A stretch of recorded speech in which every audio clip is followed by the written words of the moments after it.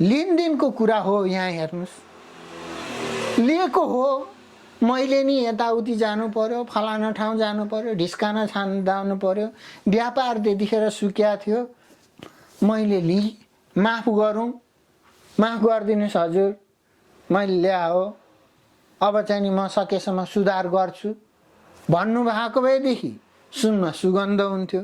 त्यही कुरो हाम्रोमा छैन। हामी खुब कुरा गर्छन् भाषा, हामी पारदर्शिता गर्छौँ भनेर। पारदर्शिता गरिदियो त सकियो नि, भनेको कुरा देखाइदियो त भइगयो नि होइन, त्यो मुखले बोल्नै पर्दैन। एउटा सानो अडिटले यसरी दिँदाखेरि हाम्रो यो एनआरएन संस्थामा करोडौँ उठ्छ। उठेर त्यसको लागि राम्रो किसिमको एउटा एकाउन्टेबिलिटी जान्नु भएको एउटा कसैलाई दिँदाखेरि हाम्रो चाहिँ पारदर्शिता त बहुत। बस्ती बसाल्नुहुन्न भनेको थिएँ, किन भन्नुहुन्छ नि, एउटै सपना एउटै ठाउँमा, त्यो पनि उत्तरी मोहडाको भिरमा चाहिँ नि हाल्नुहुन्न भनेको थिएँ। माया प्रीतिमा त त्यसरी पुग्छ भने व्यवसायको त्यो फेरि अर्कै अर्थ रहन्छ। त्यही भएर न अहिले म यहाँसम्म म 30 वर्ष बसिरहेको छु, काम गरिरहेको छु, पत्तै छैन। यहाँ जो मान्छेले कमाउनु भएको छ, कोही कोही साथीले त यसरी कमाउनु भएको छ। तपाईँले भन्नुभयो नि एउटा रेस्टुरेन्ट छ, उहाँले त नेपालै किन्नुला जस्तो गरिदिनुहुन्छ। समस्या त्यहाँ पर्यो। कोही मान्छेले त गफैले किनिदिनुहुन्छ के, पैसा हुँदैमा त्यो मान्छेले गर्छ भन्ने यो ठुलो भ्रम हो। हाम्रो यही कम्युनिटीमा यसले चाहिँ नि जडा गारेको भएर चाहिँ नि यसबाट जबसम्म हामी उन्मुक्ति पाउँदैनौँ तबसम्म यो चलिरहन्छ। खानेले खाइरहन्छन्, सुत्नेले सुतिरहन्छ। इन्फ्रास्ट्रक्चर देशको चाहिँ नि मुभमेन्टको लागि कसरी चाहिँ नि समाजको लागि रूपान्तरण गर्ने भन्ने कुरो मेन चाहिँ नि त्यो जुन दस्तावेज हो, गभर्नेन्स हो, तबसम्म बनाउँदैन, तबसम्म यो चलिरहेको। हाम्रो लगानी आइपिओमा गएका छन् 1:5, 1:10 को रेसियोमा गइरहेको छ। भनेपछि नेपालमा मान्छेले भन्छन् जापानमा विदेशमा मात्र राम्रो छ भन्छन्, नेपालमा पनि त्यही किसिमले राम्रो छ। नेपाल पहिला चाहिँ नि वर्षमा 4-5 चोटि गइन्थ्यो, अब अहिले झन्डै अब बिस्तारै 2 वर्ष हुन्छ, एकचोटि पनि गइया छैन। नजाँदा पनि हुँदो रहेछ। यहाँ बस्नुहुन्छ, खानुहुन्छ, व्यवसाय गर्नुहुन्छ, अनि फ्युचर छैन भनिदिनुहुन्छ। के हो फ्युचर भन्ने? आफूले आनन्दले खानु पाउनु भएको छ, आफूले आनन्दले काम गर्नु भएको छ, आफ्नो बालबच्चाले चाहिँ नि यहाँ चाहिँ नि जापानकै त्यो किसिमको सपना अनुसारको यहाँ पढिरहेछन्, गरिरहेछन्। नेपालमा झन्डै 3 करोड जनसङ्ख्या, जापानमा 13 करोड जनसङ्ख्या। जापानको चाहिँ मा पढेर चाहिँ फ्युचर बिग्रिने, केही मान्छेलाई नेपाल लगेर भने फ्युचर राम्रो हुने भन्ने, अनि फेरि त्यहाँबाट चाहिँ नि जापान आउने। यो मैले तपाईँले सोध्नु राम्रो प्रश्न सोध्नुभयो। मैले पनि यसको यो बुझेको छैन कि यो नेपाली दाजुभाइ दिदीबहिनीको जसले यस्तो सोच्नुहुन्छ नि, उनीहरूसँग एकचोटि वाद विवाद गरेर यसो के रहेछ त यो सोचाइ भन्ने कुरो छलफल गर्नुपर्ने भयो।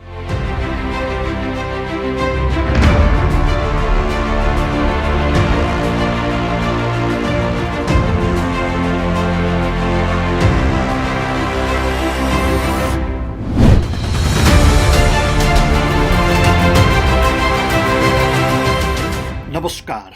आजको मेरो यात्रामा मैले जापानमा सफल व्यवसायीको परिचय बनाउन सफल किरण विक्रम थापाको जीवन यात्रालाई समेट्ने प्रयास गरेको छु। उहाँको नाममा मैले थप कुनै विशेषण थपिराख्नै पर्दैन, किनकि उहाँको नाम विश्वभर रहेका गैर आवासीय नेपालीहरूमाझ परिचित छ। काठमाडौँ जिल्लाका रैथाने थापा कर्ममा निरन्तरता र काममा दृढता हुनुपर्दछ भन्ने मान्यता राख्नुहुन्छ। सन् 1991 देखि जापानमा रहँदै आउनुभएका थापा जापानका नेपाली समुदाय बीच चिर परिचित नाम हो। जापानमा restaurant, import export, real estate तथा हस्तकलासँग सम्बन्धित व्यवसाय गर्दै आउनु भएको छ। नेपालमा भने स्कुल, हाइड्रो, इन्सुरेन्स, बैंक लगायतको क्षेत्रमा पनि लगानी रहेको छ। सन् 2006 मा पहिलो पटक गैर आवासीय नेपाली सङ्घ जापानको सदस्यता लिनुभएका थापा एनसिसी जापानको सदस्य, अन्तर्राष्ट्रिय परिषद सदस्य, एसिया प्रशान्त क्षेत्रको क्षेत्रीय उपसंयोजक तथा दुई कार्यकाल सोही क्षेत्रको क्षेत्रीय संयोजक समेत रहनुभयो। पछिल्लो पटक भने उपाध्यक्षको दावेदारी रहे तापनि पदमा सफलता मिलेन। व्यवसायसँगै सामाजिक जीवनलाई पनि चुस्त दुरुस्त राख्न सफल थापाको जीवनशैली नेपाल बाहिर रहने हरेक नेपालीहरूको लागि दृष्टान्त बन्न लायक छ।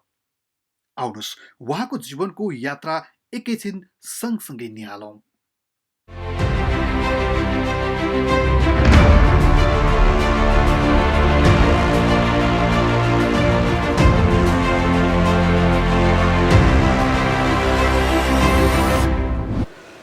किरण सर, स्वागत छ यहाँलाई कार्यक्रममा। हजुर नमस्कार राजनजी। आराम हुनुहुन्छ? सब बेस चाहिँ। अहिले कसरी बिताइराख्नु भएको छ दिनहरू? अब कोभिडले गर्दा खासै व्यवसायहरू त धेरै छैन होला। व्यवसाय छैन, यी समसामयिक घरमा यताउति पसलतिर मिलाउने बस्ने, साथीभाइसँग कुराकानी गर्ने, देश विदेशका कुरा गर्यो, आफ्नै घरका कुरा गर्यो, यस्तै किसिमले चलिरहेछ। जापानको बसाइ निकै लामो भयो नि, त्यस्तो लाग्दैन? अब यो वर्षले गर्ने हो भनेदेखि लामो लामो जस्तो लाग्ने, तर दिन गएको पत्तै नपाउने त्यो किसिमले खै लामो भन्ने त अहिलेसम्म आफूलाई त्यो किसिमको अनुभूति भएको छैन। कति वर्ष भयो ठ्याक्कै? झन्डै खै भर्खर 30 वर्ष जस्तो लागेको छ। 3 दशक जापानमा बिताइसक्नु भएको छ। हजुर हजुर। यो 3 दशक बिताउँदै गर्दाखेरि के भूमिकामा रहनुभयो जापानमा? अब भूमिका भन्नाले कामै काममा बित्यो भन्नु पर्यो एक किसिमले। अब भूमिका अब केही रहेन। जापान भन्ने देशै यो कर्मभूमि रहेछ। कर्मभूमि भने कस्तो हुँदो रहेछ भन्ने कुरो त्यति याद थिएन। नेपालमा त्यो किसिमको अनुभूति गर्न पाइएन। कर्मभूमि भने त्यो कामै काम रहेछ। पहिला कर्म गर्नुपर्ने भन्दा रहेछन्। के यो कर्म भनेपछि त कर्म गरेपछि त सबै भुलिने रहेछ है। कामै काममा व्यस्त भइयो। त्यो समय गएको त खै 30 वर्ष भएछ। म त भर्खरै 30 वर्ष लागेको छु कि जस्तो नि लाग्छ एक किसिमको। हजुर, त्यो उत्साह, त्यो एनर्जी त्यो अहिले पनि उत्तिकै कायम छ। मैले अघि अफ द रेकर्डमा पनि भनेको थिएँ, यहाँहरूलाई देख्दाखेरि हामीमा थप ऊर्जा प्राप्त हुन्छ होइन। त्यो खालको सधैँ चार्मिङ, सधैँ त्यो अनुहारमा मन्द मुस्कान, मृदुभाषी। जापानको बसाइमा अब व्यवसाय त छँदैछ। किरण थापालाई जतिले चिन्नु भएको छ उहाँहरूले त तपाईँको यो व्यावसायिक यात्राको बारेमा धेरै जानकारी पाइसक्नु भएको छ। सामाजिक जीवनमा पनि उत्ति नै सक्रिय हुनुहुन्छ। त्यो पाटोमा म एकैछिनमा प्रवेश गर्नेछु। तपाईँलाई चाहिँ आफैले आजको दिनसम्म यी विभिन्न भूमिकाहरू, कहिले विद्यार्थी बनेर तपाईँ जापानमा रहनुभयो, कहिले व्यवसायी बनेर रहनुभयो, कहिले समाजसेवी बनेर रहनुभयो, र अघि भर्खरै भन्नुभयो जस्तै गरी सबैभन्दा बढी त परिवारको एउटा कहिले पिता बनेर रहनुभयो, कहिले श्रीमान बनेर रहनुभयो, एउटा अभिभावक बनेर रहनुभयो। यी सबै प्रकारका भूमिकाहरू निर्वाह गर्दै गर्दा आजको दिनसम्म तपाईँ आफैलाई महसुस भएको कुरा चाहिँ के हो? कस्तो लाग्छ यी सबै भूमिकाहरू निर्वाह गरेर 30 वर्ष प्रवासी भूमिमा बिताइसके र पनि भर्खरै जस्तो लाग्छ? हजुर, के महसुस हुन्छ यी सबै घटना? अब यो त्यही त यो राम्रो प्रश्न गरिदिनु भयो राजनजी। किनभने हुन् नि यो 30 वर्षको यो विभिन्न किसिमको कहिले बुवा, कहिले प्रेमिका, कहिले काम, यो पत्तै नलाग्ने रहेछ कि जापान भन्ने ठाउँमा। नेपालमा पनि मैले प्रेम गरेका थिइनँ। प्रेम गर्न त मन लागेको थियो, तर त्यो किसिमको अवसर मिलेन। जापानमा आउँदाखेरि यही अहिलेसम्मको यो जुन किसिमको 30 वर्ष चलिरहेछ यो प्रेममा बितिरहेको छ। हजुर, तपाईँलाई त धेरैले चिन्ने, खास गरी विश्वभर रहेका नेपालीहरूले चिन्ने अर्को परिचय भनेको गैर-आवासीय नेपाली यो सङ्घको यो अभियान, यो अभियन्ताको परिचय पनि हो। हजुर, एनआरएनए का विभिन्न पदहरूमा पनि बसेर काम गर्नुभयो। अघिल्लो पटकको अधिवेशनमा पनि उपाध्यक्ष बन्ने जुन एउटा इच्छा जाहेर गरेर त्यसको लागि मैदानमा पनि उत्रिनु भयो। यी सामाजिक जीवनहरू चाहिँ कस्तो लाग्छ? यो सामाजिक जीवन चाहिँ नि यो कस्तो रहेछ भन्ने हामीले यो समाजबाट नै आइसकेका हामी समाज नभए हामी हुँदै हुँदैन त्यस भएको हुनाले हाम्रो दायित्व नै हामीले कमाएको केही अंश समाजमा दिनुपर्छ भन्ने मलाई भावना पहिल्यैदेखि थियो र अहिले पनि छ र पछि पनि रहिरहन्छ अनि यो मोटिभेसन कहाँबाट आयो भनेर चाहिँ नि सोध्नुहुन्छ भनेदेखि यो एनआरएनए जब यसको चाहिँ नि स्थापना भयो त्यसपछि जापानमा पनि यो अधिवेशनको त्यो किसिमको एउटा चाहिँ नि समय आएको थियो र त्यो बेलामा चाहिँ नि सारा संसारभरका व्यक्तित्वहरू आउने रे उपेन्द्र महतोजी पनि आउने रे भनेर ओहो के न होला सारा संसारका अरबपति खरबपति आउने भए रे कस्ता कस्ता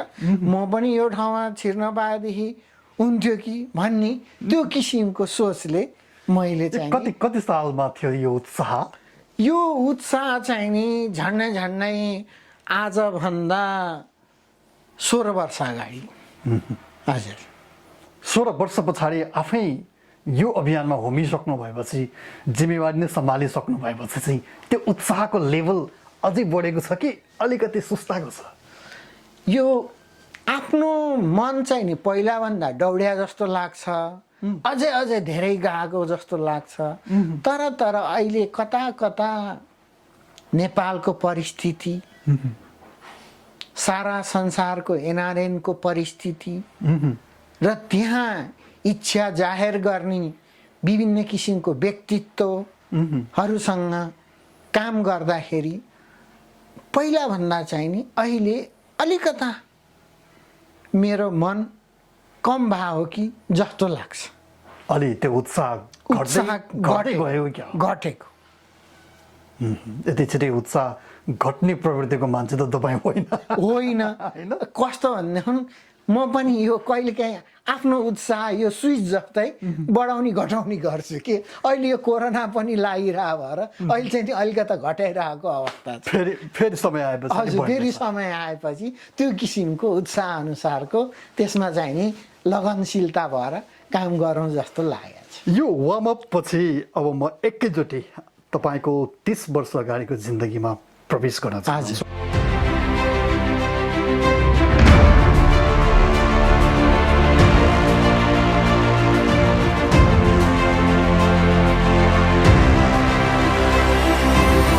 फिल्ममा 1991 मा आउनुभयो हजुर त्यतिखेर पढ्नको लागि आउनुभयो त्यतिखेर चाहिँ नि पढ्नको लागि आएको अहिलेको जसरी विद्यार्थीहरू आउँछन् त्यसै गरी भिसा अप्लाई गरेर आउनु भएको थियो विषय अप्लाई गरेर आएको विद्यार्थी भिसामै आउनु हजुर सिओ नेपालमा आउने अनि त्यसमा चाहिँ नि गुटुटुट एम्बेसी जाने टिकट किन्ने अनि जापान आउने पहिलाको हुन त अब त्यो धेरै वर्ष अघि कुरा त स्मृति नहुन पनि सक्छ स्मरण होइन कति जति खर्च लाग्थ्यो त्यतिखेर आउँदाखेरि त्यतिखेर खर्च यस्तै ट्युसन फी चाहिँ नि महिनाको 4 मान जस्तो 40,000 नेपाली अनि यताउति गरेर त्यताखेर कन्सल्टेन्सी फी थिएन त्यतिखेर साथीले एप्लाई गरिदिएको भएर अब खासै मेरो त पैसा परेन भन्दा पनि हुन्छ अब झन्डै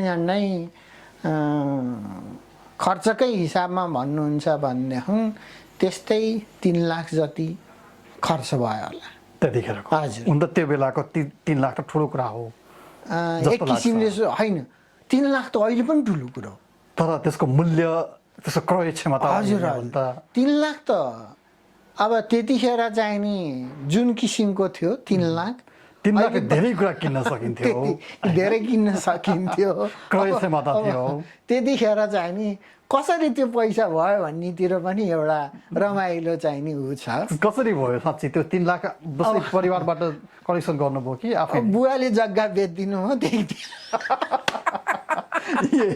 भएर लौ न लौ मलाई जानु पर्यो लौ न लौ पढ्नु पर्यो म केही गरेर आउँछु म तिरिहाल्छु नि भनेर चाहिँ नि भरको चाहिँ नि त्यो अब त्यतिखेरको जग्गा त्यो पनि अहिले सोच्दाखेरि त ओहो यस्तो राम्रो ठाउँको जग्गा रहेछ भन्ने चाहिँ नि अहिले पनि भान हुन्छ। तपाईँ जन्मेको नै काठमाडौँ हो कि? जन्मेकै काठमाडौँ। कुन ठाउँ रे काठमाडौँ? म चाहिँ नि मेरो पुस्तौली चाहिँ नि चौबार हो, तर हामी चाहिँ नि झोछेमा पहिल्यैदेखि त्यही जन्मेरै बसेको। काठमाडौँको मुटु हजुर होइन? हजुर हजुर। भनेपछि जग्गा पनि त्यही आसपासकै थियो होला? अलि टाढा थियो, खेतको अलिकता यो हिलो सिलो लाग्ने अलिअलि त्यस्तै अलि टाढाको थियो। काठमाडौँको भनौँ न 4 भन्ज्याङभित्रको। 4 भन्ज्याङभित्रै थियो हजुर होइन? त्यो बेचिदिनु तपाईँ जापान आउनुभयो? हजुर हजुर। तपाईँ जापान आउने परिवारको पहिलो सदस्य? हजुर म पहिलो सदस्य। अब मैले हुन त सोधेको छैन, तपाईँको अरू पनि दाजुभाइहरू हुनु? मेरो दाइ पनि आउनुभयो, जापान बस्नुभयो। मेरो बहिनी चाहिँ नि अमेरिका पढ्ने गई है, म चाहिँ नि जापान रोजियो। अब 1991 को कुरा हो, त्यतिखेर पनि पढ्नको लागि जापान आउने भन्ने रहेछ भन्ने देखियो तपाईँको कुरा सुन्दाखेरि होइन? किन जापान आउनुभयो त्यो बेला? होइन, बाहिर पढ्न जाने त 1991 होइन, परापूर्व कालदेखि नै जापानमा त्यो बेलामा खास गरी अहिले पनि भनौँ न अरू देशमा भएन भने जापान आउने भन्ने खासको ट्रेन्ड छ। हजुर हजुर हजुर। कसरी यहाँ छान्नुभयो भन्ने चाहिँ मेरो यहाँ चाहिँ नि कसरी छान्ने भन्ने मैले अर्को ठाउँ नपाएर यहाँ पाएको हो। ट्राई गर्नुभएको थियो? अन्त अर्को ठाउँ ट्राई गरेको थिएँ। कुन देश? अब इन्डिया पनि ट्राई गरेको थिएँ, अनि अमेरिका पनि ट्राई गरेको थिएँ, अनि जापान पनि ट्राई गरेँ, अनि काहीँ मिलेन। राम्रो चाहिँ नि मैले जापानमा नेपालमा पनि अलिअलि ल्याङ्ग्वेज सिकेको थिएँ र त्यही कारणले चाहिँ नि अब मैले यहाँ सौभाग्य भनौँ मेरो जापान चाहिँ नि आएँ। जापान आउनुभयो? हजुर। सुरुवातमा यो अहिले जस्तै भाषा नै पढ्नु पर्थ्यो कि अरू? अहिले भाषा नै पढ्नु। ए हजुर। त्योभन्दा माथि कहाँसम्म पढ्नुभयो जापान? मैले चाहिँ नि यहाँ जापानसम्म आइसकेपछि मैले चाहिँ नि सेम्बोङ्गाकोसम्म गएँ। ए त्यहाँबाट चाहिँ पढाइ छोड्नु भयो? छोडेँ। त्यसपछि व्यावसायिक जीवनमा आउनुभयो कि जागिर पनि खानुभयो बिचमा? मैले चाहिँ नि जागिर खाइनँ। जापान आएँ, बिहान काम गर्थेँ, दिउँसो पढाइ गर्थेँ, अनि म चाहिँ नि यसो म झोछेमा पनि बसेको, बसन्तपुरको ठिटो परेँ त्यतिखेर। त्यहाँ बस्ने क्युरियो सामान यताउति मालाहरू यसो जापानतिर फुर्सद पाएँ कि बेच्न हिँड्थेँ, अनि त्यो कारणले म बेलुका काम गर्थिनँ। ए भने पछाडि त अध्ययन सँगसँगै व्यवसाय सुरु गर्नु? सँगसँगै अलिअलि व्यवसाय त होइन, यो घर चलाउने बाटो चाहिँ जे होस् अरूको जागिर नखाएर आफै होइन। बिहान त काम गर्थेँ, एक टाइम त गर्थेँ, जस्तो दिन रातै मरेर चाहिँ गर्थिनँ। बिहान काम पनि मेरो अलि अरूको भन्दा अलि फरक परेँ कि म। लक्किली भन्ने हो कि जागिर खाँदा पनि राम्रो कमाउने, स्कुलमा पनि स्कलरसिप दिने, यस्तो यस्तो कारणले मलाई चाहिँ नि हजुर अलिकता भनेपछि पैसा चाहिँ तपाईँ प्रति अट्र्याक्टिभ भइराख्दो रहेछ सधैँ। एउटा कर्म गर्ने भन्ने चाहिँ नि थाहा थियो, फलको चाहिँ नि त्यति आश गरिनँ, तर फलको आश नगर्दै फल आएको चाहिँ नि मलाई त्यतिखेर अनुभूति हुन्थ्यो। त्यो त अहिलेसम्म पनि अनुभूति होला? अहिलेको र अब त्यतिखेरको सोचको, यो 30 वर्षको सोचको अन्तरालमा केही फरक हुन्छन् नै। अब जे होस् त्यतिखेरको जुन थियो, जुन किसिमले काम गरियो, त्यो अर्कै किसिमको आनन्द हुने रहेछ। अब सेमोङ्गाकोसम्म पढ्नु भएछ भन्ने कुरा थाहा भइहाल्यो होइन? त्यस पछाडि अब सेमोङ्गाको मैले पुरा गरिनँ। पुरा गर्न भएन? गएको जस्तो मात्र गरेँ। त्यस पछाडि जापानमै बिहे गर्नुभयो है तपाईँ? हजुर हजुर। श्रीमती जापान नागरिक हुनुहुन्छ? हजुर हजुर। कसरी यहीँ जापान आएपछि नै भेटघाट भएर गर्नुभएको? यहीँ आएर भेटघाट। कसरी भेट भयो त्यस्तो संयोग? अब यो कस्तो संयोग हुने रहेछ भन्ने खोज्न त मैले नेपालदेखि खोजे हो। एउटा एक किसिमको रमाइलो कुरो। कति वर्षको हुनुहुन्थ्यो साँच्ची? ए म झन् त्यतिखेर चाहिँ नि अब 23 वर्ष जस्तो थिएँ। ए अब त भेटेको संयोग त। अब त्यतिखेर चाहिँ नि अलिअलि छिटो 22-23 वर्षको यसो कतै लभ गर्न पाए हुन्थ्यो कि भने जस्तो पनि अब एक्लो फिल अब घर छोडेर आएको है अब अलिअलि जापानिज पनि जाने जस्तो इङ्ग्लिस पनि ताल पड्काइदिइहाल्ने अब यताउति भएर चाहिँ नि यसो त्यतिखेर एउटा अवसर मिल्यो र एउटा चाहिँ नि त्यतिखेर एउटा जस्तै काम गर्ने ठाउँले संयोग जुराइरहेको थियो कि अथवा मेरो स्कुलको सँगै भेट भएको थियो र त्यही किसिमले चाहिँ नि सुरु भयो सुरु भएपछि जापानमै बिहे गर्नुभयो कि नेपालमा घर परिवारसँगै बसेर होइन जापानमै गरेँ मेरो सोचै जापान थियो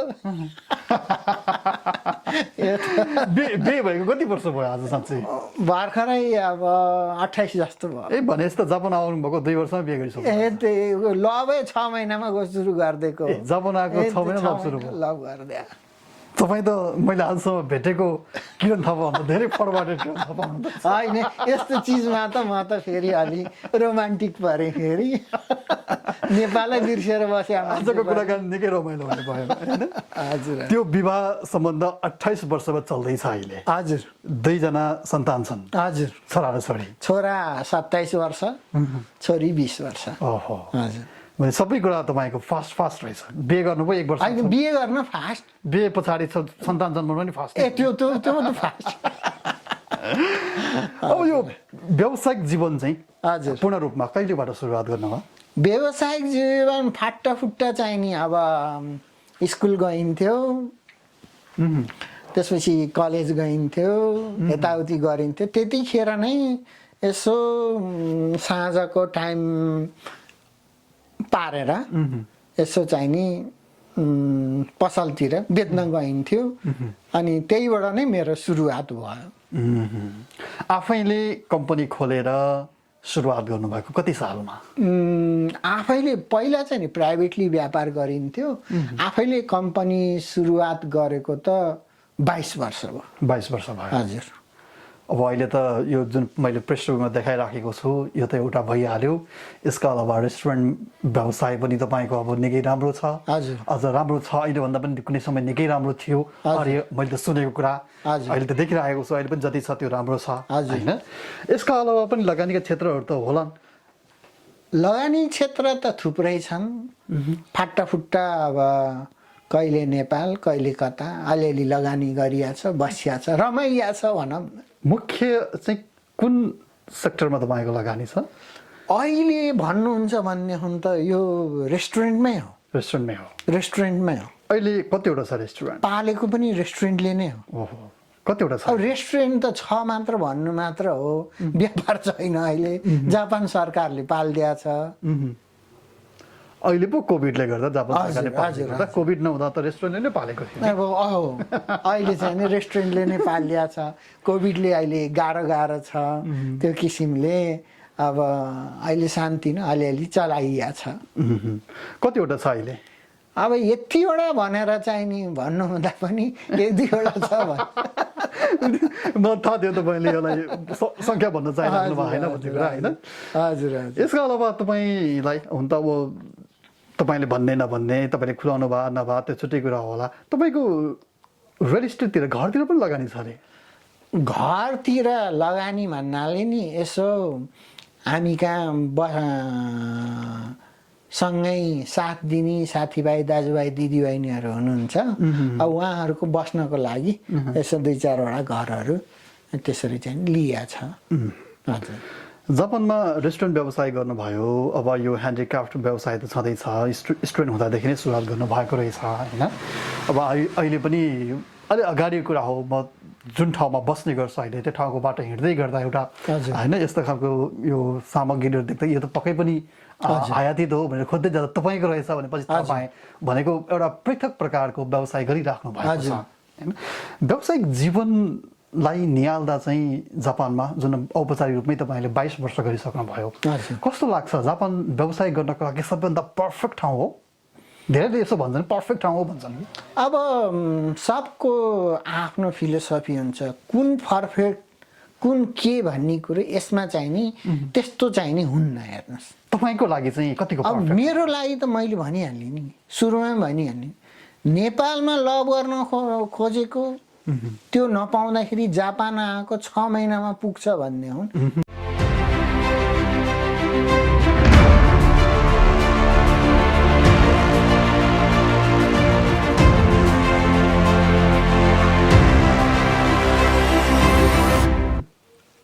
माया प्रीतिमा त त्यसरी पुग्छ भने व्यवसायको त्यो फेरि अर्कै अर्थ रहन्छ।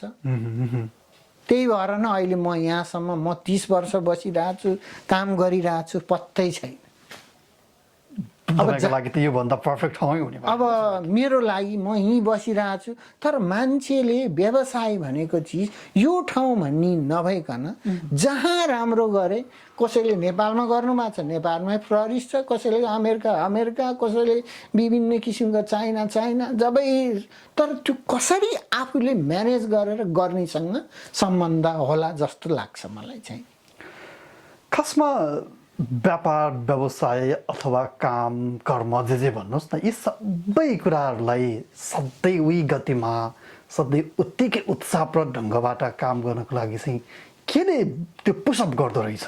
तपाईँलाई चाहिँ केले त्यो उत्प्रेरणा सधैँ दिइराखेको छ? म देखिराखेका हुन्छु तपाईँमा यो जुन एउटा जोस जागर छ, तपाईँलाई भेट्ने सङ्गत गर्ने अरूले पनि त्यही भन्छन् होइन? तपाईँको सामाजिक जीवन पनि त्यत्तिकै राम्रो छ, व्यावसायिक जीवन पनि त्यत्तिकै राम्रो छ। आज 2-4 वर्ष अघि सुरुवात गरेको होइन, फर्मली नै 22 वर्ष भइसक्यो। उत्तिकै त्यो उत्साह बाँकी छ, केले पुसअप गरिराखेको छ? खास यो पुसअप भन्नाले म त्यतिको एनर्जेटिक छैन के, आफ्नो किसिमले जान्छ। जस्तो मानिसमा विभिन्न किसिमका ऊर्जा हुन्छन्, विभिन्न किसिमको ऊर्जा समय अनुसारको यो विभिन्न किसिमको फरक हुन्छन् र यो फरक किसिमले फरक ढङ्गले विभिन्न किसिमले मान्छेले त्यसलाई चाहिँ इम्प्लिमेन्ट गर्नुहुन्छ। म चाहिँ एकै नाश गर्छु, भए पनि नभए पनि ठिकै छ, चल्या छँदैछ नि। अनि त्यो जो अहिलेसम्म गरिसक्नु भएको व्यापारको मेरो सामानहरू किनेर लगिदिने जुन साथीहरू हुनुहुन्छ, मेरो चाहिँ नि वरपरको जो साथीहरू हुनुहुन्छ, उहाँहरूको सद्भाव पाइरहेछ, त्यसैको निरन्तरता हो यो। जापानको नेपाली समुदायलाई पनि निकै लामो समयदेखि निहालिराख्नु भएको छ। हजुर, थुप्रै सङ्घ संस्था छन्। हजुर, त्योमध्ये कतिपयमा तपाईँ कतै सल्लाहकार रहनुभयो, कतै पदाधिकारी नै भएर पनि रहनुभयो, कतै अहिले पनि जिम्मेवारीमा हुनुहुन्छ। हजुर, कस्तो लाग्छ यहाँको यो सङ्घ संस्था? अब जापानको सङ्घ संस्था बारेमा मलाई त्यति थाहा भएन, कतिवटा उहाँहरूको हुनुहुन्छ के छ भनेर। तर म लागेको सङ्घ संस्था भनेको एनआरएनए मात्र हो र म त्यसमा लागिरहेछु।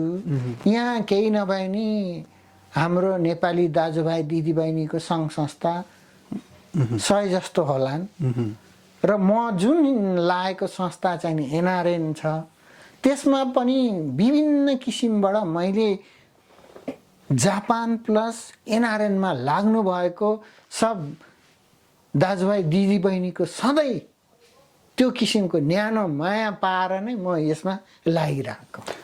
यो एनआरएनएमा लाग्नुको कारण त अघि मैले सुरुवातमा कुराकानी गर्दै तपाईँले भनिहाल्नुभयो, एक किसिमको वाउ भन्ने थियो त्यो संस्था होइन, फलानु देशका मान्छे आउने, त्यो गर्ने एउटा विश्वव्यापी सम्मेलनहरू हुने त्यो एउटा आकर्षण थियो, त्यसले गर्दा लोभिनु भयो। हजुर, र जापानकै सवालमा चाहिँ अब तपाईँलाई अरू संस्थाहरूमा जोडेर यतिखेर भनेन, हुन त जापानमा बसेर एनआरएनएको विभिन्न पदहरूमा पुगिराख्दाखेरि तपाईँले थुप्रै संस्थाहरूलाई प्रत्यक्ष अप्रत्यक्ष योगदान दिनुभयो होला, तपाईँले त्यहाँ सल्लाहकारको रूपमा रहनुभयो होला, त्यो के नरहे पनि सल्लाह दिने काम त भइ नै हाल्छ होइन?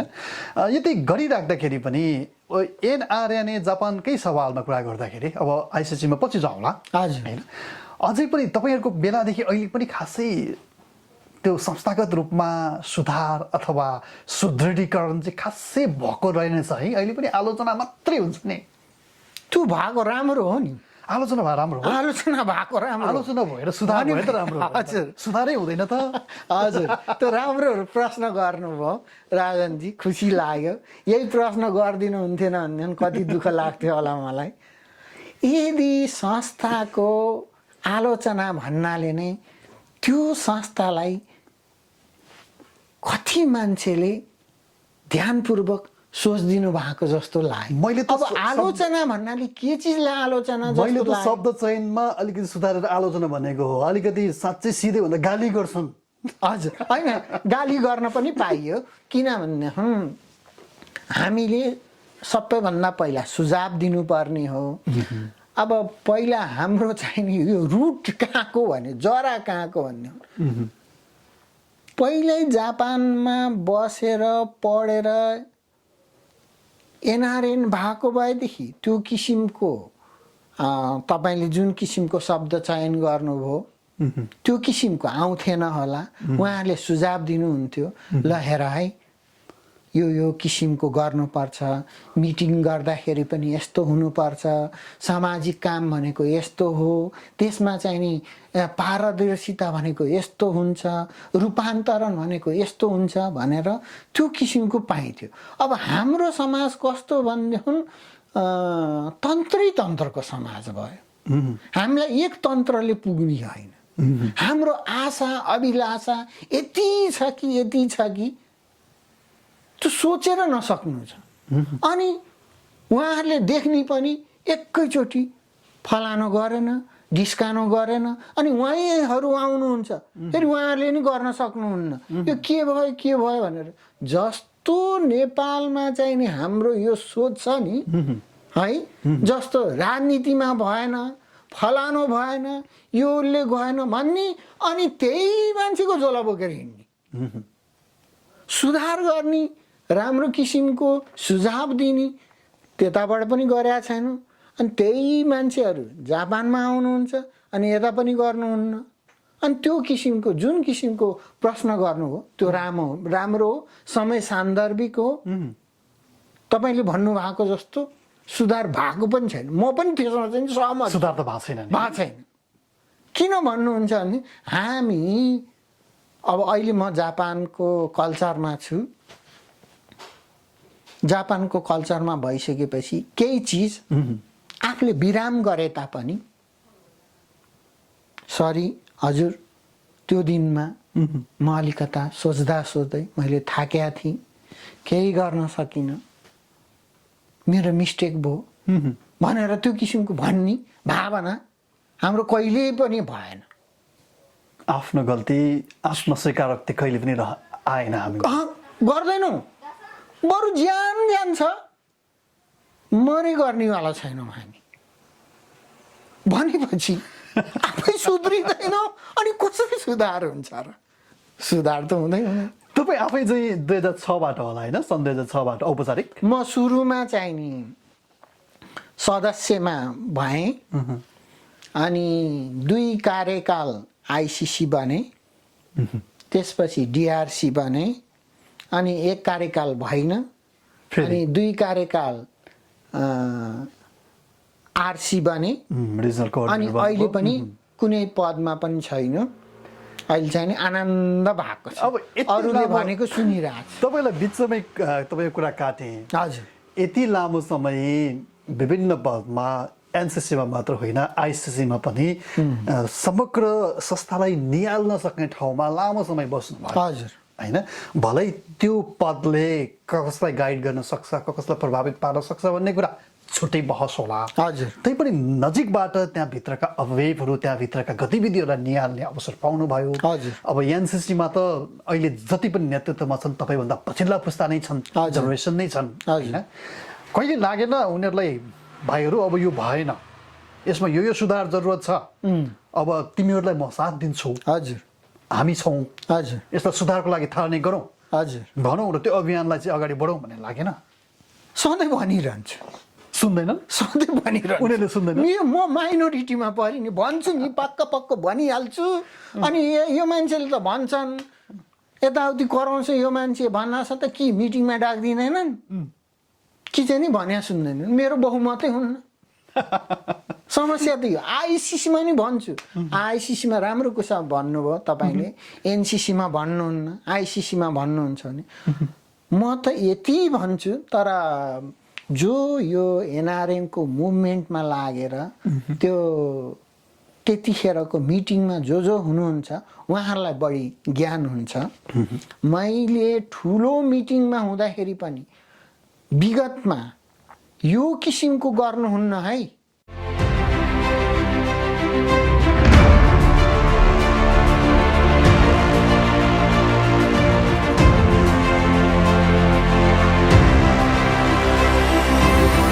ठाउँमा पनि बस्ती बसाल्नुहुन्न भनेको थिएँ।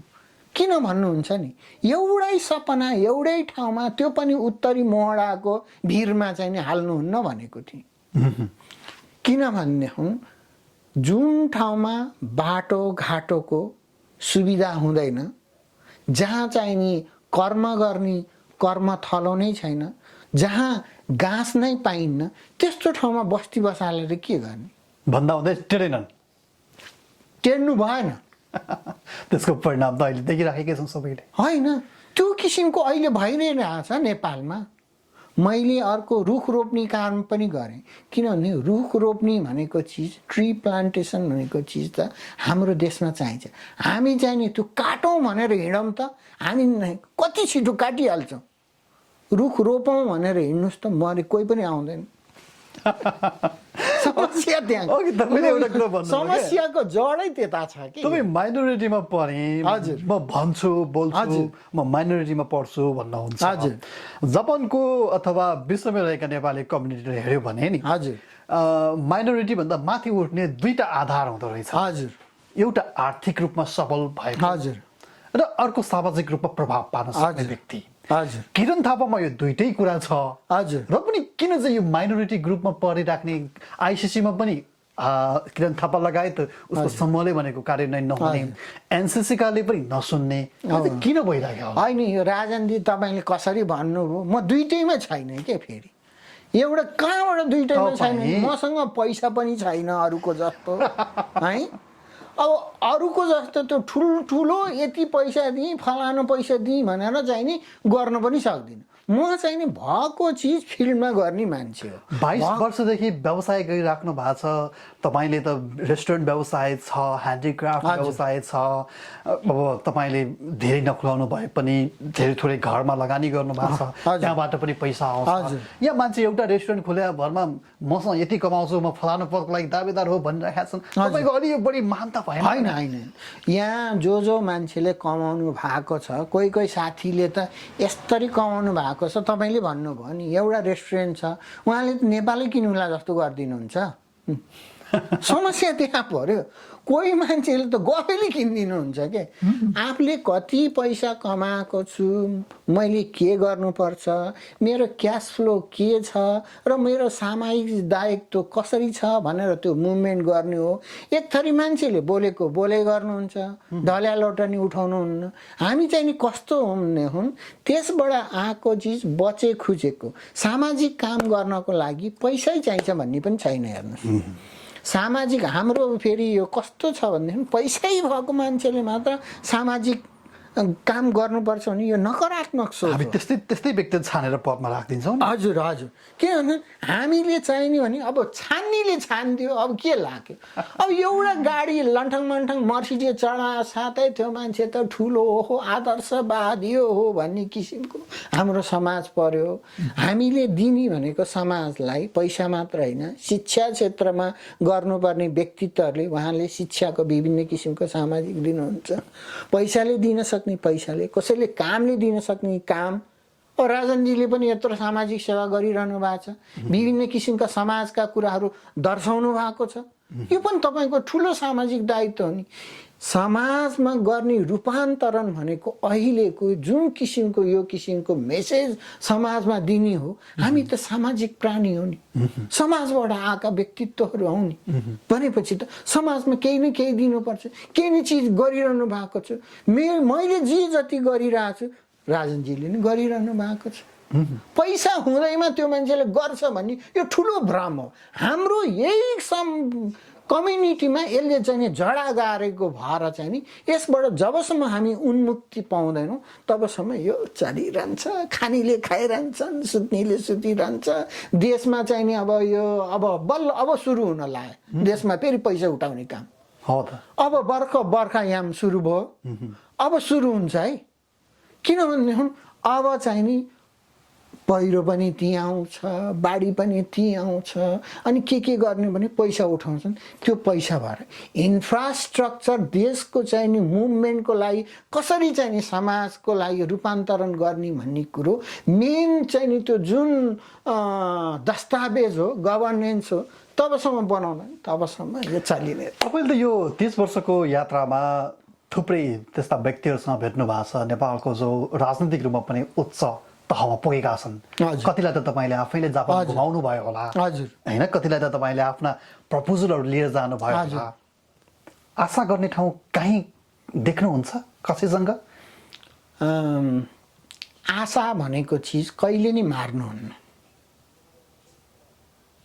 आशा भन्ने चिज राखिरहनुपर्छ। उहाँहरूले जसरी घुम्न आउनुभयो त्यो किसिमको एक किसिमले त्यो राम्रै हो, राम्रो किसिमले घुम्न आउनुभयो। मन्त्रीजी आउनुभयो होला, फलानुजी आउनु होला, ढिस्कानुजी आउनु होला, किनभने सरकारसँग बजेट छ, त्यो किसिमको गर्नुभयो। समाज बदल्ने किसिमको आउनको लागि कस्तो किसिमको दस्तावेज चाहिन्छ, कुन किसिमको चाहिने आग्रह गरेर हुन्छ र त्यसलाई कसरी हामीले टिमवर्कबाट चाहिँ त्यसलाई चाहिँ निरन्तरता दिन सकिन्छ भन्ने किसिमको त्यो किसिमको भिजन नभएको व्यक्ति चाहिँ नेपालमा छैनन्, होइन छन्, तर उहाँहरू आउन सक्नुहुन्न।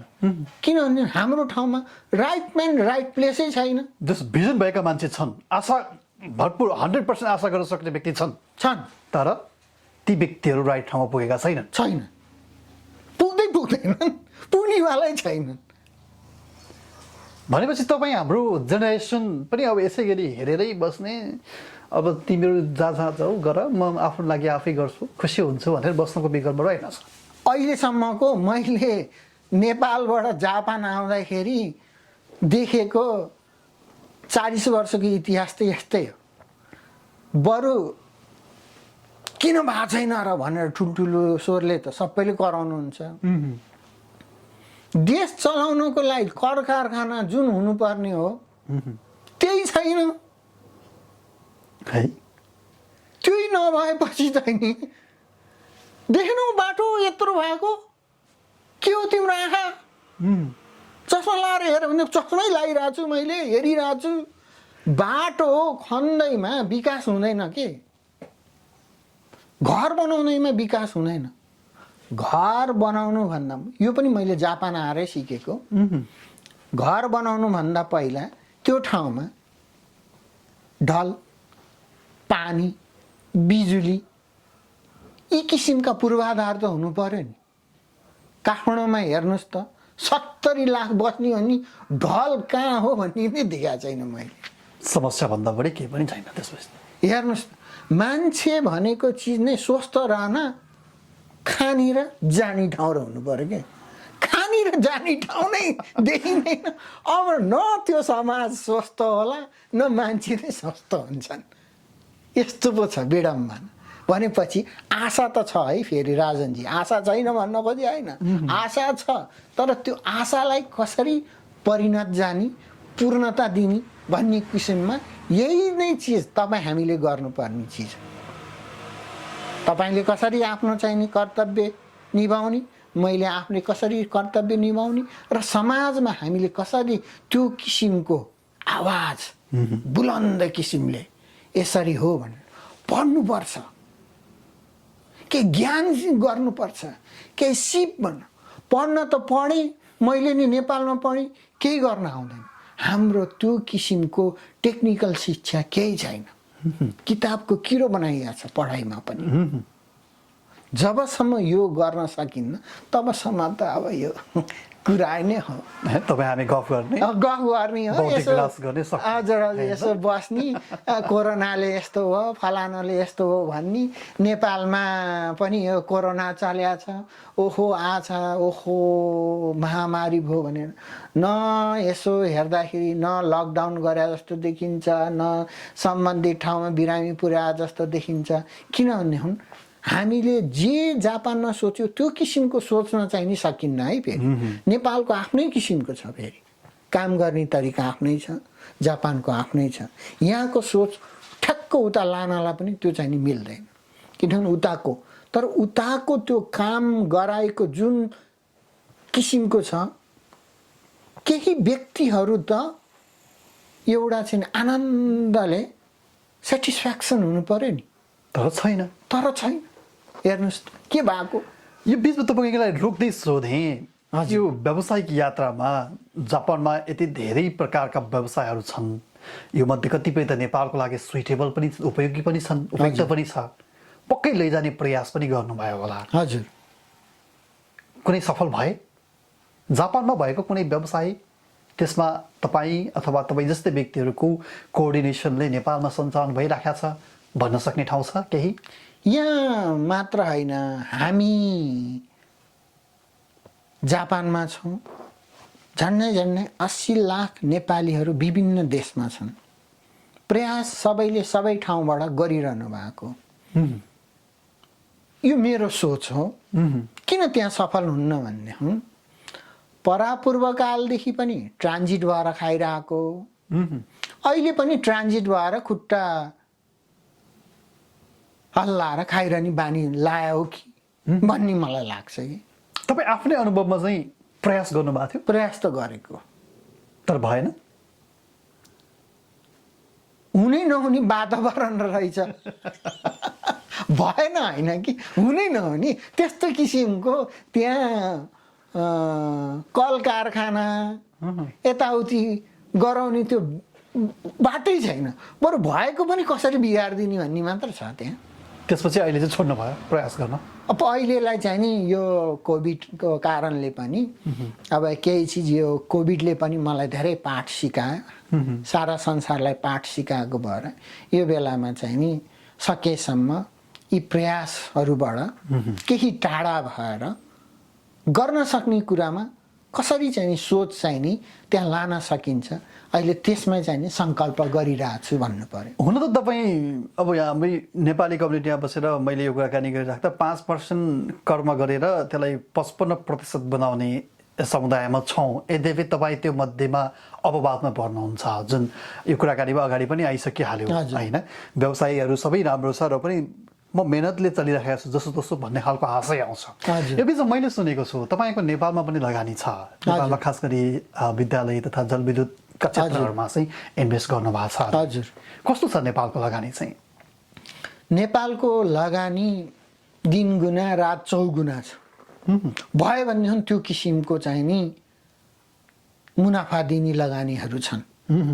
कुनै पनि चिज आइपिओमा गएको खण्डमा भर्खरै यो विभिन्न किसिमका हाम्रो लगानी आइपिओमा गएका छन्। 1:5, 1:10 को रेसियोमा गइरहेको छ।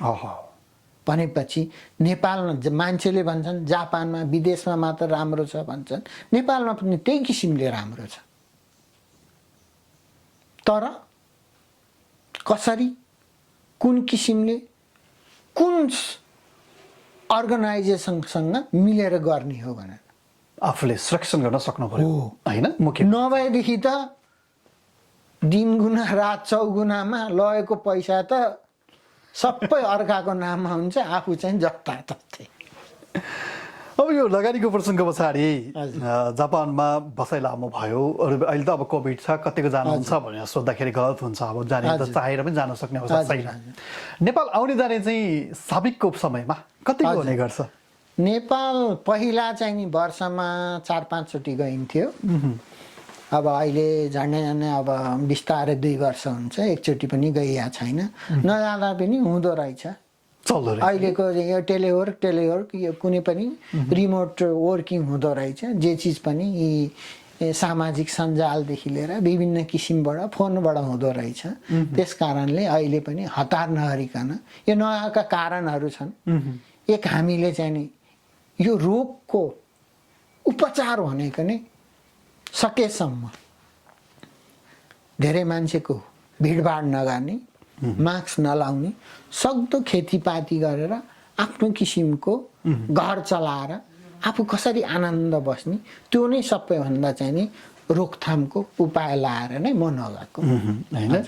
सामाजिक दूरी कायम गर्ने, अझ भनौँ भिडभाड नगर्ने अथवा अरूलाई संक्रमण हुन नदिनु नै यतिखेर सबभन्दा ठुलो कुरा हो। आफू बच्नु त सधैँ ठुलो कुरा हुँदै हो होइन। यो बेला त अरूलाई पनि महत्त्वपूर्ण कुरा हो। हजुर। तपाईँसँग मलाई सोध्न मन लागेको अर्को एउटा कुरा पनि छ। जापानमा आउने थुप्रै नेपालीहरूको एउटा यहाँ स्थापित भनिसकेकाहरूमा पनि एउटा समस्या के हुन्छ भने आफू त व्यावसायिक रूपमा खुसी नै छु, हजुर, तर पनि बच्चा बच्चीको लागि त जापानमा खासै फ्युचर रहेनछ, यहाँको पढाइ नै खत्तम, नेपालै पठाउनु पर्ने अथवा अरू देशमै जानुपर्ने भन्ने सुन्छु।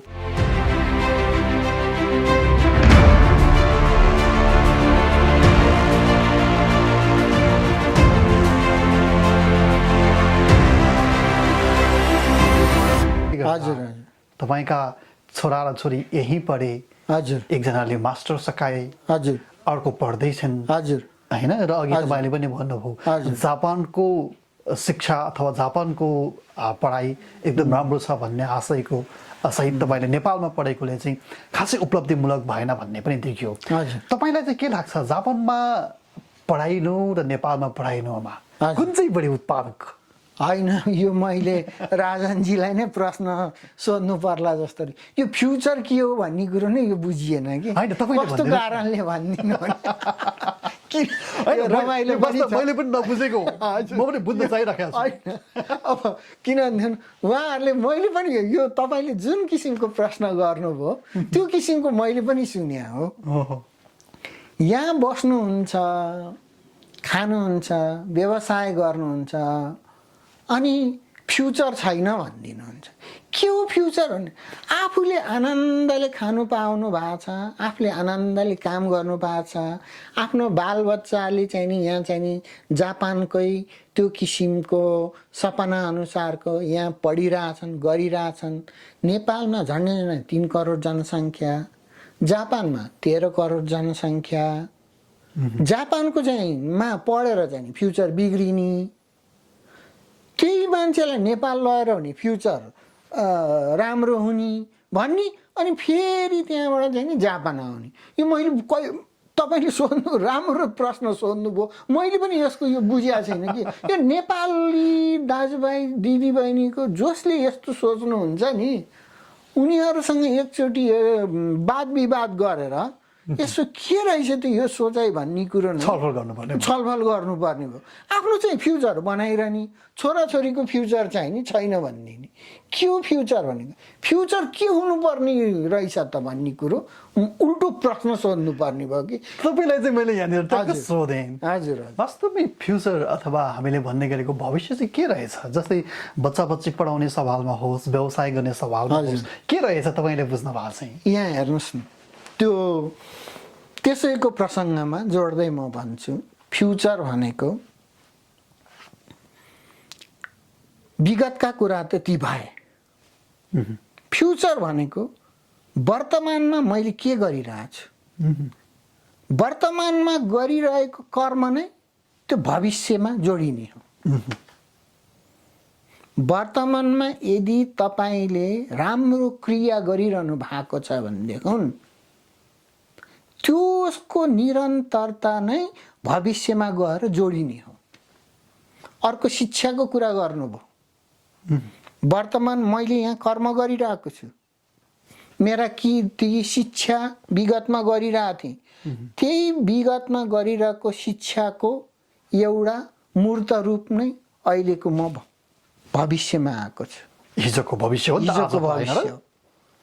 आज यसरी राजनजीसँग कुराकानी गर्ने अवसर मिल्यो। अब मेरो भविष्य के हुन्छ भन्ने हो, मेरो समयअनुसारका ती विगतका कुराहरूको निरन्तरता नै एक किसिमबाट जान्छ। अब अर्को कुरा सोध्नुभयो, छोराछोरीको भविष्य भएन भनेर। छोराछोरीको भविष्य त तपाईँले दिनुभएको जुन किसिमको शिक्षा दीक्षा हो,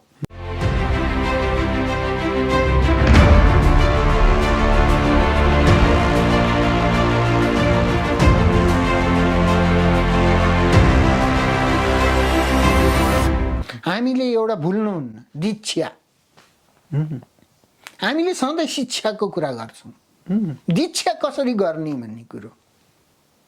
शिक्षा र दीक्षा निरन्तरता, स्कुल एन्ड स्कुलिङ, त्यसको निरन्तरताले नै भविष्य बनाउने हो। अहिलेको जुन किसिमको नेपालमा गएर लहर पढाउने, फलाना ठाउँ बनाउने, इन्टरनेसनल स्कुल खोजेको इन्टरनेसनल बनाउने, आफू इन्टरनेसनल नबन्ने, आफू चाहिँ डोमेस्टिकका डोमेस्टिक स्कुल मात्रै बच्चालाई मात्रै इन्टरनेसनल स्कुल होइन। भारी बोक्नलाई पनि आफ्नो खुट्टै हेर्नु पर्यो नि, डोको बोक्नलाई हेर्नु पर्यो नि। विगतमा एकैचोटि भारी हालिदिएर त भएन नि, डोमेस्टिकबाट एकैचोटि इन्टरनेसनल लगेर त भएन, कुरो पर्यो त्यो हेर्नुहोस्। तपाईँसँग थुप्रै इन्ट्रेस्टिङ कुराकानीहरू छन्, अझै गर्दै गयो भने धेरै लामो हुन्छ त्यो मलाई थाहा छ। आजको एउटै कार्यक्रममा सबै सकाउन पनि चाहदिनँ हजुर होइन, फेरि फेरि बेला बेला भेट्ने वातावरण पनि बनाउनु पर्यो। हजुर अब अलिकति बिस्तारै बिस्तारै यो एनसिसीमा मात्रै नभएर आइसिसीको पनि चुनावी माहौलहरू बिस्तारै बिस्तारै अब तातिने बेला पनि हो। तपाईँ त अब अरूमा दायाँ बायाँ सङ्घ संस्था राजनीतिक भातृ सङ्गठनमा प्रत्यक्ष रूपमा आबद्ध भए पनि नभए तापनि एनआरएनएमा त तपाईँ हुनुहुन्छ, त्यसमा कुनै शङ्का भएन। जापानको एनआरएनएमा त पछिल्ला दिन त भद्रगोलै देखिया छ नि है? हजुर, दुःख लाग्दैन? भद्रगोल भएको छैन, एनआरएन संस्थामा कहिले पनि भद्रगोल भएको छैन। कहाँ भयो त त्यसो भए? एनआरएनका 2-4 व्यक्तिको चाहिँ त्यो किसिमको आएको हुनसक्छ कि आछ? अब प्रमाण पेश गर्न पाइया छैन। मैले चाहिँ नि त्यो किसिमको गतिविधि भएको भन्नेमा छु। त्यही त मैले सुरुमै भने नि, लेनदेनको कुरा हो। यहाँ हेर्नुहोस्, लिएको हो, मैले नि यताउति जानु पर्यो, फलाना ठाउँ जानु पर्यो, ढिस्काना जानु पर्यो, व्यापार त्यतिखेर सुक्या थियो, मैले लिएँ, माफ गरौँ, माफ गरिदिनुहोस् हजुर, मैले ल्याओ, अब चाहिँ नि म सकेसम्म सुधार गर्छु भन्नुभएको भएदेखि सुनमा सुगन्ध हुन्थ्यो। त्यही कुरो हाम्रोमा छैन। त्यही त अघि तपाईँले भन्नुभयो जस्तै गरी गल्ती गरेँ, गल्ती गर्नुभयो, हामी त माफ स्वीकार्न सक्दैनौँ हामी दिन्थ्यौँ। ओहो कस्तो महान व्यक्ति आउनुभएछ यो समाजमा, अहिलेसम्म यस्तो व्यक्ति कहिले देखिया थिएन, बरु यिनलाई चाहिँ नि यसो फुलमालाले पनि खादा लगाएर भए पनि स्वागत गरौँ भन्ने हाम्रो मन प्रफुल्ल हुन्थ्यो। त्यही भएन। तर त्यही नभए कारणले गर्दाखेरि तपाईँले भन्नुभयो जस्तै गरी हजुर मान्छे त 2-4 जना मात्रै होला, तर आम जनमानसले हेर्दाखेरि त सिङ्गो एनआरएनए देखियो नि, देखिन्छन्। अब सल्युसन के होला त? केही छ सल्युसन? त भइहाल्छ नि, किनभने हामी विधि विधानमा चलेका यो समाज हो। फेरि त्यो नेपाली समुदायको पैसा पनि होइन, जापान सरकारबाट आएको दिवंगत हुने व्यक्तिको खातामा पठाउनु पर्ने कुनै पनि त्यस्ता अथवा अरूहरू पनि यी मितव्ययिता नभएका यी विभिन्न किसिमका कुराहरू छन्। त्यसको चाहिँ नि राम्रो किसिमको डेटा राखिकन समाजलाई त्यसरी चाहिँ नि ओपनली हामी खुब कुरा गर्छौँ, भाषा हामी पारदर्शिता गर्छौँ भनेर पारदर्शिता गरिदियो त सकियो नि, भनेको कुरा देखाइदिँदा भइगयो नि होइन, त्यो मुखले बोल्नै पर्दैन। एउटा सानो अडिटले यसरी दिँदाखेरि हाम्रो यो एनआरएन संस्थामा करोडौँ उठ्छ, उठेर त्यसको लागि राम्रो किसिमको एउटा एकाउन्टेबिलिटी जान्नु भएको एउटा कसैलाई दिँदाखेरि हाम्रो चाहिँ पारदर्शिता त बहुत हुन्छ, सुनमा सुगन्ध हुन्छ। त्यो गरिदिनुहोस् भन्छु, गर्नुहुन्न। अब त गर्ला सायद, यति धेरै छलफल बहस गाली आलोचना सबै पाइसकेपछि त अब कस्तो भन्ने, अब गर्लान् कि गर्दैनन् त्योसँग भन्दा पनि यो मान्छेको सोच बदल्नु पर्यो नि, यो कहिले आउँछ भन्ने कुरा सोच। के लाग्छ अब यही कम्युनिटीमा लामो समय भिज्नु भएको छ, अर्कोतिर तपाईँको जीवन चाहिँ आधा जापानी समुदायसँग बितेको छ हैन?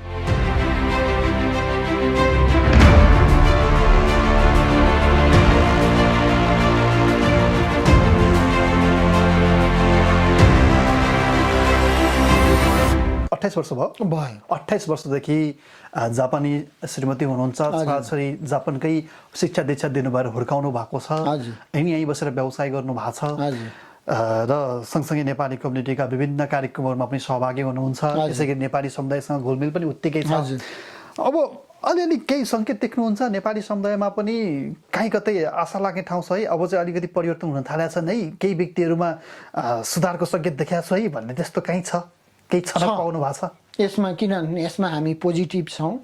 सारा संसारमा बस्नु भएको नेपाली दाजुभाइ दिदीबहिनीहरूमा के किसिमको एउटा छ भन्ने आफू काम गर्नुपर्छ है भन्नेको भावना आएको छ। जापानमा पनि आएको छ। जापानमा पनि आएको छ। जापानमा 3500 रेस्टुरेन्ट छ।